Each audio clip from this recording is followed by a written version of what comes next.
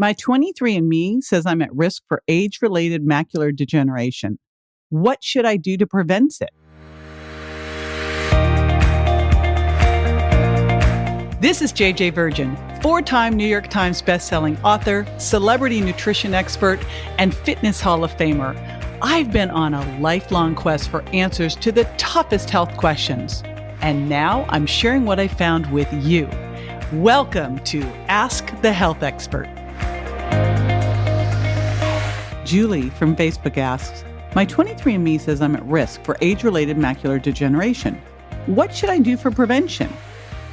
Hey, JJ here, and I've got board-certified neuro-ophthalmologist Dr. Banik back here to answer this question. When she's not working in her busy medical practice, writing books, or teaching at Mount Sinai in New York City, she's out literally exploring the world. Her favorite adventures include mountain gorilla trekking in Rwanda, whitewater rafting in Costa Rica, and hiking up the red sand dunes of Namibia. She'll be right back. Stay with me.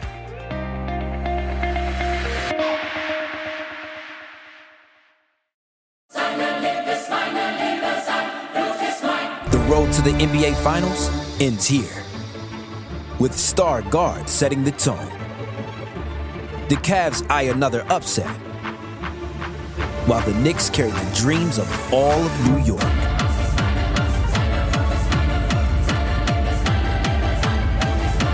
The Eastern Conference Finals continue on ESPN and ABC.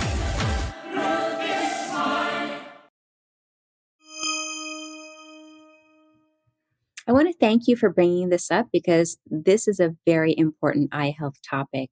Because macular degeneration is one of the leading causes of blindness, not only in the US, but also in the world. And people are absolutely terrified that they're going to lose their vision from macular degeneration. Perhaps they've had a family member who's lost vision and they're afraid that they're going to get it as well, or they've been diagnosed with an early stage of the condition and they're afraid of progressive vision loss, or perhaps like you, they've done a genetic test like 23andMe and they have a gene for macular degeneration and they want to do everything possible to prevent it. Now, the good news is there are absolutely ways to prevent macular degeneration. There are strategies that you can use in terms of your nutrition and your lifestyle choices to help decrease your risk of macular degeneration. But before I actually talk about what those strategies are, I do first want to explain what macular degeneration is, because there may be some people who are listening who are not familiar with the condition. So macular degeneration is a disease of the retina. The retina is the light-sensing layer in the back of the eyes, and the center of the retina is called the macula. And the macula is responsible for our central vision, meaning our high-resolution 20/20 vision. And what happens in macular degeneration is that with time, deposits begin to form underneath the retina.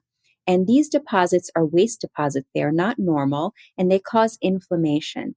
And over time, this inflammation leads to new blood vessels forming underneath the retina. These blood vessels begin to leak because they're not normal either. And they leak blood and fluid and proteins out underneath the retina, which causes central vision loss. So basically, with macular degeneration, people lose their central vision. It's difficult to read, it's difficult to drive, to see faces, to even use a device. It can be quite debilitating. But because there is leakage in the back of the eye, I like to call macular degeneration a type of leaky eye syndrome. Now, many of you may have heard of the terms leaky gut or leaky brain or leaky heart. Well, macular degeneration is the prototype for a leaky eye syndrome, and the root cause of it is inflammation. So in terms of the genetics of macular degeneration, yes, definitely there are genetic risk factors. And if you have a family member with it, then your risk is certainly higher. But so far, there have been over 50 genes identified with macular degeneration. And vision researchers and ophthalmologists really don't fully understand what those genes do.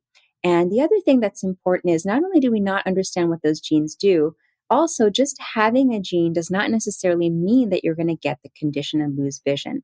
There are other factors involved that may turn a gene on or off and either increase or decrease your risk for macular degeneration. And these other factors are collectively, they're called epigenetic factors. And some of these factors may come from within us. For example, within our bodies, if we have a nutrient deficiency, or if we have inflammation, that could be an epigenetic factor that may increase our risk. Or if there's an external factor, for example, a toxin in the environment, that may also increase our risk. So let me go through what some of the most common epigenetic factors are, because then you can really understand how you can try to prevent this condition. So the research has shown us that the main epigenetic risk factors for macular degeneration include smoking. So it can actually double or triple your risk of macular degeneration and vision loss. Obesity and increased waist circumference are also risk factors, epigenetic risk factors. Poor nutrition, meaning a diet which is low in fruits and vegetables, is known to be a risk factor, as well as a diet which is rich in unhealthy fats and processed foods. And then finally, inflammation within the body is a known risk factor for macular degeneration. So how can you modify all of these epigenetic factors to reduce your risk?